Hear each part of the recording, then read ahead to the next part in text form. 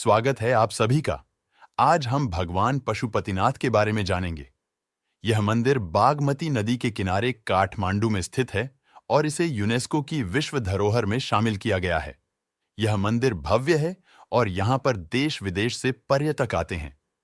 Channel को subscribe करें और अपने मित्रों से शेयर करें। पशुपति का अर्थ।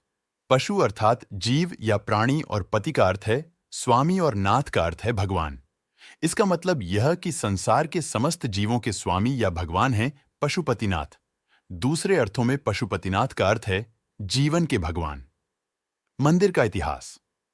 माना जाता है कि यह लिंग वेद लिखे जाने से पहले ही स्थापित हो गया था। पशुपति काठमांडू घाटी के प्राचीन शासकों के अधिष्ठाता देवता रहे हैं। पाशुपत संप्रदाय के इस मंदिर के निर्माण का कोई प्रमाणित इतिहास तो नहीं है, किंतु कुछ जगह पर यह उल्लेख मिलता है कि मंदिर का निर्माण सोमदेव राजवंश के पशु प्रेक्ष ने 3री सदी ईसा पूर्व में कराया था। इसे वर्तमान स्वरूप नरेश भूपलेंद्र मल्ला ने 1697 में प्रदान किया। पशुपतिनाथ मंदिर में भगवान की सेवा करने के लिए 1747 से ही नेपाल के राजाओं ने भारतीय ब्राह्मणों को आमंत्रित किया था। बाद में माल्ला राजवंश के एक राजा ने दक्षिण भारतीय ब्राह्मण को मंदिर का प्रधान पुरोहित नियुक्त कर दिया। दक्षिण भारतीय भट्ट ब्राह्मण ही इस मंदिर के प्रधान पुजारी नियुक्त होते रहे थे। वर्तमान में प्रचंड सरकार के काल में भारतीय ब्राह्मणों का एकाधिकार खत्म कर नेपाली लोगों को पूजा का प्रभाव सौंप दिया गया। ये मंदिर प्रत्येक दिन प्रातः 4 बजे से रात्रि 9 बजे तक खुला रहता है। केवल दोपहर के समय और साय 5 बजे मंदिर के पट बंद कर दिए जाते हैं। मंदिर में जाने का सबसे उत्तम समय सुबह सुबह जल्दी और देर शाम का होता है। पूरे मंदिर परिसर का भ्रमण करने के लिए 90 से 120 मिनट का समय लगता है। नेपाल में पशुपतिनाथ का मंदिर काठमांडू के पास देवपाटन गांव में बागमती नदी के किनारे स्थित है। मंदिर में भगवान शिव की एक 5 मुंह वाली मूर्ति है। पशुपतिनाथ विग्रह में चारों दिशाओं में एक मुख और एक मुख ऊपर की ओर है। प्रत्येक मुख के दाएं हाथ में रुद्राक्ष की माला और बाएं हाथ में कमंडल मौजूद है। मान्यता अनुसार पशुपतिनाथ मंदिर का ज्योतिर्लिंग पारस पत्थर के समान है। कहते हैं कि ये 5 मुंह अलग अलग दिशा और गुणों का परिचय देते हैं। पूर्व दिशा की ओर वाले मुख को तत्पुरुष और पश्चिम की ओर वाले मुख को सज्जोत कहते हैं।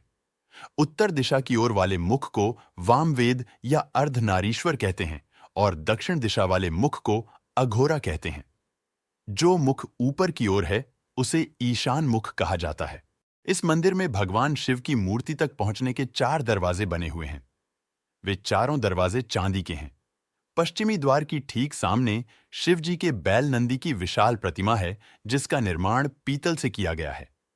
इस परिसर में वैष्णव और शैव परंपरा के कई मंदिर और प्रतिमाएं हैं। पशुपतिनाथ मंदिर को शिव के 12 ज्योतिर्लिंगों में से एक केदारनाथ मंदिर का आधा भाग माना जाता है। मंदिर वर्गाकार के एक चबूतरे पर बना है। मंदिर का शिखर सोने का है, जिसे गजुर कहते हैं। परिसर के भीतर 2 गर्भगृह है, एक भीतर और दूसरी बाहर। भीतरी गर्भगृह वह स्थान है जहां शिव की प्रतिमा को स्थापित किया गया है, जबकि बाहरी गर्भगृह एक खुला गलियारा है। भीतरी आंगन में मौजूद मंदिर और प्रतिमाओं में वासुकी नाथ मंदिर, उन्मत्ता भैरव मंदिर, सूर्य नारायण मंदिर, कीर्तिमुख भैरव मंदिर, बूदानिल कंठ मंदिर, हनुमान मूर्ति और 184 शिवलिंग मूर्तियां प्रमुख रूप से मौजूद है, जबकि बाहरी परिसर में राम मंदिर, विराट स्वरूप मंदिर, 12 ज्योतिर्लिंग और 15 शिवालय गुह्येश्वरी मंदिर के दर्शन किए जाते हैं। पशुपतिनाथ मंदिर के बाहर आर्य घाट स्थिति है।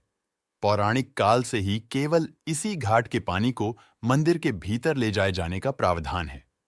एक पौराणिक कथा के अनुसार भगवान शिव यहां पर चिंकारे का रूप धारण कर निद्रा में चले बैठे थे। जब देवताओं ने उन्हें खोजा और उन्हें वाराणसी वापस लाने का प्रयास किया, तो उन्होंने नदी के दूसरे किनारे पर छलांग लगा दी। कहा जाता है इस दौरान उनका सींग 4 टुकड़ों में टूट गया था। इसके बाद भगवान पशुपति चतुर्मुख लिंग के रूप में यहां प्रकट हुए थे। दूसरी कथा एक चरवाहे से जुड़ी है। कहते हैं कि इस शिवलिंग को एक चरवाहे द्वारा खोजा गया था, जिसकी गाय का अपने दूध से अभिषेक कर शिवलिंग के स्थान का पता लगाया था। तीसरी कथा भारत के उत्तराखंड राज्य से जुड़ी एक पौराणिक कथा से है। इस कथा के अनुसार इस मंदिर का संबंध केदारनाथ मंदिर से है।